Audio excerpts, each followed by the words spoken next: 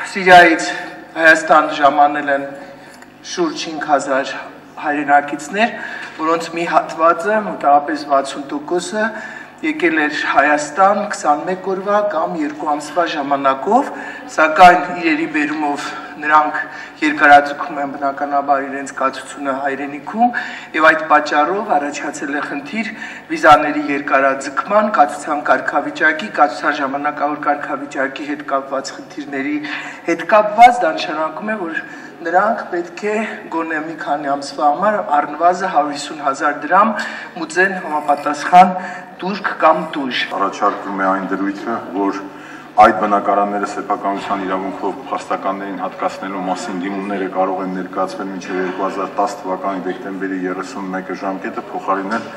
13 թվականի դեկտեմբերի 31-ը ժամկետով։ Խնդիրը վերաբերում է Երևան քաղաքում շուրջ 30 եւ մարզերում 184 փաստական ընտանիքների։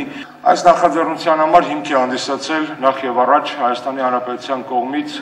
վարվող այնպիսի քաղաքականություն, որով բոլոր երեխաների համար անկախ իրենց